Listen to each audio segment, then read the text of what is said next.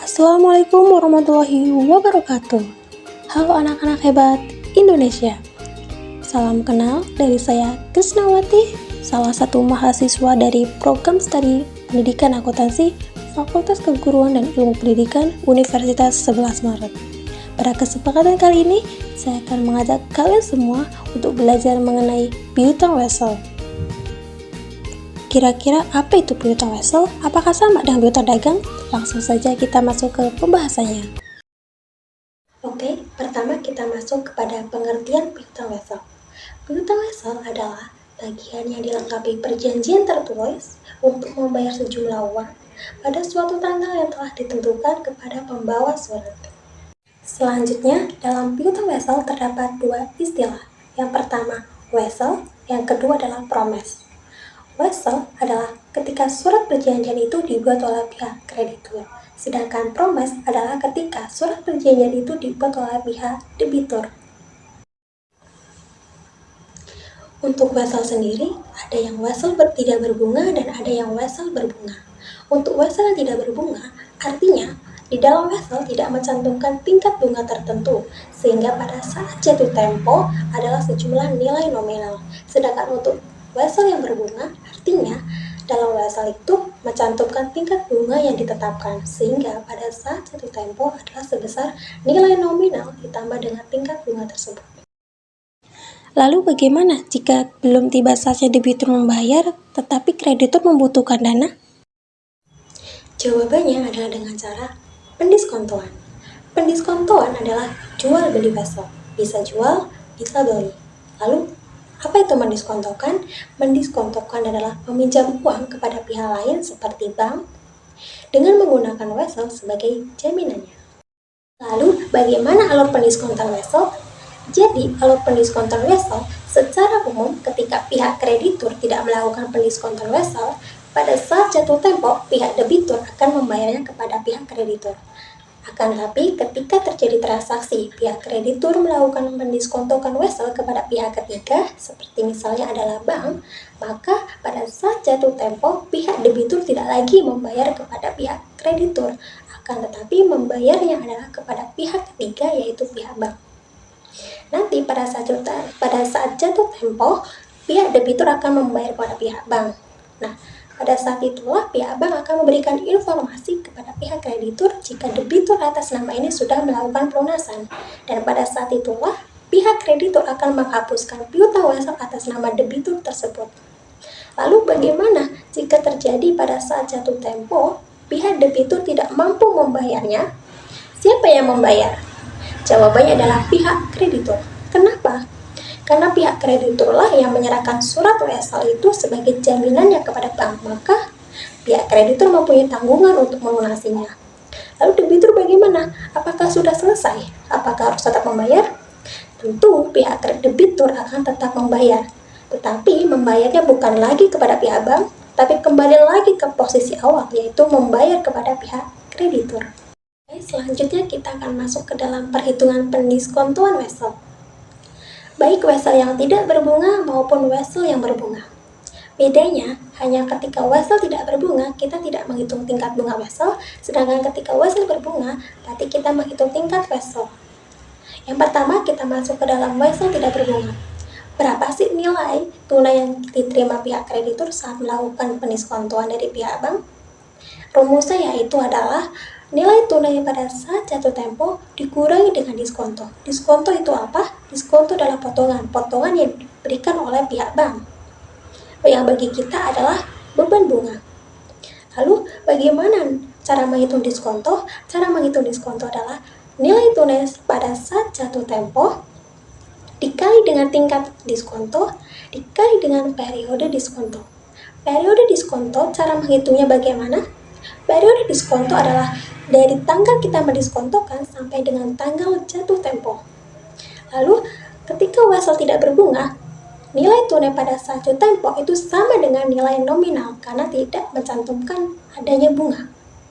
Berbeda dengan wesel yang berbunga, yaitu sama dengan halnya, cara menghitung diskonto adalah nilai tunai pada saat jatuh tempo dikali dengan tingkat diskonto dikali dengan periode diskonto. Nah, tapi ketika di wesel yang berbunga, nilai tunai pada saat jatuh tempo itu bukan sebesar nilai nominal, akan tapi nilai nominal ditambah dengan bunga wesel. Lalu bagaimana cara menghitung bunga wesel? Bunga wesel adalah cara menghitungnya yaitu tingkat bunga wesel dikali dengan nilai nominal dikali dengan jangka waktu wesel. Biasanya jangka waktu wesel bisa berbentuk dalam hari ataupun bulan. Seperti misal 45 hari, 60 hari, 2 bulan, 3 bulan. Seperti itu. Maka akan diperoleh berapa nilai tunai yang diterima pihak kreditur pada saat melakukan pendiskontoan wesel dari pihak bank.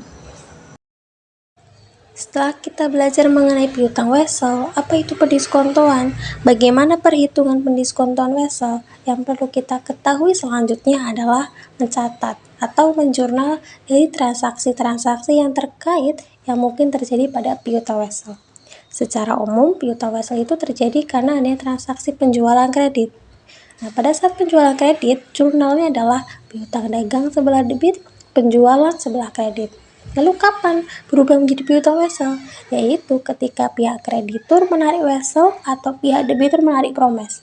Maka pada saat itulah terjadi peralihan piutang wesel sebelah debit, piutang dagang sebelah kredit. Lalu ketika terjadi pendiskontoan wesel, bagaimana jurnalnya? Jurnal yang dilakukan oleh pihak kreditur adalah ketika wesel tidak berbunga, jurnalnya adalah kas sebelah debit sebesar nilai tunai pada saat jatuh tempo dikurangi dengan diskonto. Nah, diskonto di sini adalah beban bunga, karena bagi kita adalah beban bunga yang diberikan oleh pihak bank. Oleh karena itu, akun yang kedua adalah beban bunga sebelah debit, kreditnya adalah piutang wesel yang didiskontokan sebesar nilai nominal wesel. Lalu untuk wesel berbunga bagaimana? Sama halnya tidak berbunga, akan tapi ketika di wesel berbunga ingat itu menghitung bunga wesel. Bunga wesel bagi kita adalah pendapatan bunga, sedangkan diskonto adalah beban bunga. Jadi kita lihat dahulu banyakan mana. Ketika banyakan pendapatan bunga dibandingkan beban bunga, maka nanti muncul akunnya bukan beban bunga, tetapi pendapatan bunga. Sedangkan sebaliknya, ketika diskontonya lebih besar dibandingkan pendapatan bunga, maka akunnya adalah beban bunga. Jadi ketika pendapatan bunga yang lebih besar, jurnal adalah kas sebelah debit, kreditnya pendapatan bunga, dan kredit satu lagi adalah piutang wesel yang diskontokan. Nah, lalu bagaimana ketika diskontonya itu lebih besar dibanding bunga weselnya? Maka akun yang digunakan adalah beban bunga. Jadi jurnalnya adalah kas sebelah debit, beban bunga sebelah kredit, dan piutang wesel yang didiskontokan sebelah kredit. Jadi untuk nominal beban bunga nanti adalah selisih antara bunga wesel dengan diskonto. Nah, lalu bagaimana jurnal ketika transaksi pada saat jatuh temponya? Di sini ada dua asumsi, yaitu yang pertama, ketika debitur sanggup membayar kepada pihak ketiga, dan yang kedua adalah debitur tidak sanggup membayar kepada pihak ketiga. Untuk yang pertama, asumsi debitur sanggup membayar kepada pihak ketiga, jurnal yang dilakukan oleh pihak kreditur adalah piutang wesel yang didiskontokan sebelah debit, piutang wesel sebelah kredit. Jurnal ini dilakukan ketika pihak kreditur ini sudah mendapatkan informasi dari pihak bank bahwa atas debitur ini sudah melakukan pelunasan kepada pihak bank. Maka di sini transaksi piutang wesel sudah selesai. Namun bagaimana ketika debitur itu tidak sanggup membayar kepada pihak ketiga? Sama dengan penjelasan sebelumnya bahwa ketika debitur itu tidak sanggup membayar kepada pihak ketiga, yang mempunyai kewajiban membayar adalah pihak kreditur. Karena pihak krediturlah yang memberikan surat wesel itu kepada pihak bank. Lalu jurnalnya yang dilakukan oleh pihak kreditur adalah piutang wesel yang didiskontokan sebelah debit, piutang wesel sebelah kredit. Jurnal ini adalah untuk menghapus piutang wesel atas nama debitur tersebut. Kemudian dibuatlah jurnal yang kedua, yaitu piutang dagang sebelah debit, kas sebelah kredit. Kenapa dibikin jurnal ini? Kenapa muncul akun piutang dagang lagi? Karena ketika sudah saat jatuh tempo, maka transaksi piutang wesel itu sudah selesai. Lalu di sini debitur harus masih melunasi kepada pihak kreditur. maka muncullah piutang dagang. Piutang dagang ini adalah akun yang digunakan ketika nanti debitur melakukan pembayaran kepada pihak kreditur. Nah, pada saat debitur membayar ke kreditur, maka jurnalnya adalah kas sebelah debit, piutang dagang sebelah kredit. Nah, di sini nanti transaksi piutang wesel maupun piutang dagang sudah selesai. Mungkin itu saja penjelasan saya mengenai piutang wesel. Sampai jumpa di lain kesempatan. Terima kasih. Wassalamualaikum warahmatullahi wabarakatuh.